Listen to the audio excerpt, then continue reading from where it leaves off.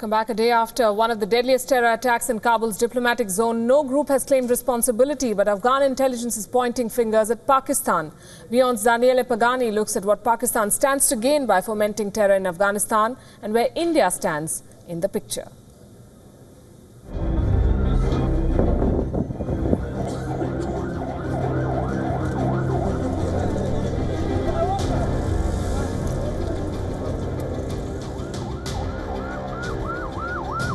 چی حال است برای خدا یک روز باشه دو روز باشه 10 روز باشه یک سال باشه تا که خانه خراب باشید مردم تباه کرد مردم در بدر خاک به سر کرد مردم صبح میبره از خاطر یک لقمه نان بیگاه مردهش در خانه میبره.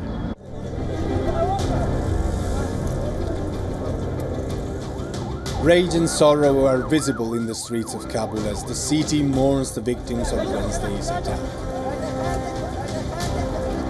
90 dead, one of the worst terror attacks in the war-torn country. No terror network has claimed responsibility yet.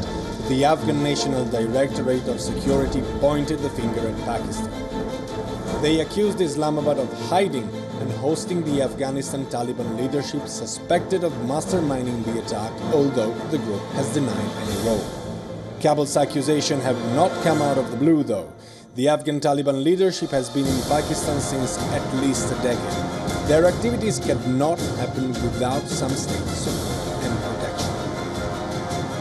It is important to remember that Taliban leader Mullah Omar died of illness on Pakistani soil in 2013, and also Osama bin Laden was living in the country before the United States commandos killed him. But Pakistan has maintained its innocence, and a few weeks back it blamed Afghanistan for not stopping terrorists from crossing over into its borders. For a while, Islamabad even closed the major border crossing of Torkham. The Taliban has kept by far silent, perhaps for valid reasons. Acknowledging the killing of civilians is not at all the best way of winning the people's hearts and minds. But what could Pakistan gain by supporting the Taliban? Support ultimately translates into influence, which enables Islamabad to direct the war against the government in Kabul. If the Taliban wins the war, Pakistan will emerge as their main ally.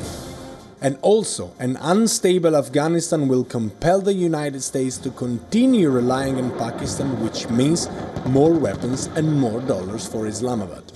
Supporting the Taliban also offsets India backing the government of President Ashraf Ghani. At all costs, Pakistan does not want to end up being squeezed between a hostile Afghanistan on the west and a hostile India on the east. And in this game of strategy and insecurity, Kabul, once a relatively safe bubble, has become now extremely dangerous. Wednesday bombs is another reminder that for the people of Afghanistan, peace is still a distant dream. Daniele Pagani for WION. Joining us now, Zabiullah Noori, Deputy Director of the Afghanistan Journalist Centre from London, I'm told. Good evening, Mr. Noori. Thank you very much for joining us. Is it surprising that no terror group has taken responsibility for an attack as massive as this one? That's true, perhaps sure. Very true that no group has claimed responsibility for this attack. Partly, some of the points were mentioned in the reports that your colleague prepared, because first it's the month of Ramadan, which is the month of fasting, and no killing of any sort is permitted in any faith or religion, particularly in Islam. When some people is fasting, no fight is allowed, let alone killing somebody. And then the second is, that the killing of these mass innocent mostly, there were some 11 Americans, but nearly 300-400 innocent people, Afghans, Muslims, in having fast. This will have a really backdrop on those people who claim to fight for Islam. But the Afghan intelligence provided reports that this was prepared by the Haqqani network in cooperation with the ISI. They had,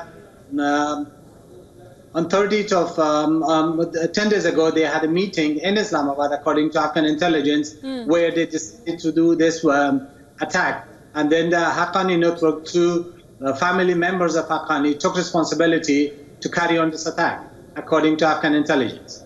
You know, what is interesting is that the charge against Pakistan, the accusation against Pakistan came very quickly. Does the Afghan intelligence have solid proof, or is this something that they saw coming and just could not stop?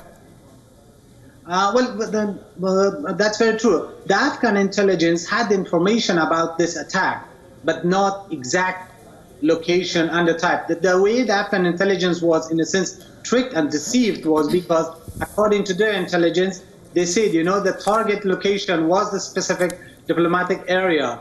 The only thing that they were deceived by was, that the information provider had told them, that it will be carried out in a Toyota Corolla tiny car, while in fact it was a massive explosive in a tanker of carrying disposable water or the waste. So this was the way where they were not clear, but they knew that this happened. And the sad thing is, that this tanker had the clearance from one of the diplomatic embassies inside, who were present inside Afghanistan. The tanker driver had a clearance for that one. That's why he managed to pass certain checkpoints. And at one checkpoint, when he was stopped, that's where he blew himself up, along with the explosive. Well, as they say, the chickens are coming home to roost. Pakistan is now completely isolated in the world of cricket. Afghanistan has snapped all cricketing ties with Pakistan. Is it, according to you, only a matter of time before it is also diplomatically isolated, given the way that countries in the neighborhood, Iran, India, now Afghanistan, are repeatedly accusing Pakistan of harboring terrorists? Well, one thing is clear. I always say the ISI intelligence and the politicians in Pakistan are really good in playing the games with their media. If you remember, when Osama bin Laden was found in Islamabad, Abbottabad, which is closer to Islamabad, that night the entire Western media was saying, why didn't Pakistan say anything about this one while he was harboring, or the country was harboring Osama bin Laden? But the next morning, the ISI twisted the media, and every story became, why did the US came into our soil without our permission? So it's a matter of time, when they twist, and then remember when Donald Trump visited Saudi Arabia, all his finger pointing was towards Iran. No mention of Pakistan as a harboring state for terrorists. No mention of it at all. So this is how smart they are in playing these diplomatic games. That's true that they are isolated nowadays, but it's a matter of time when they twist the story and then come back to play. Very quickly, I want to ask you before we wrap this up, what role does the Afghan government see for India in this? Afghanistan, in a sense, unfortunately, is the victim of a proxy war between various states. United States and the Russian, Iran and Saudi Arabia, Pakistan and India. So the more closer the Afghan government gets to India, the more hostile the Pakistani regime will be again towards the Afghan government and Afghan civilians.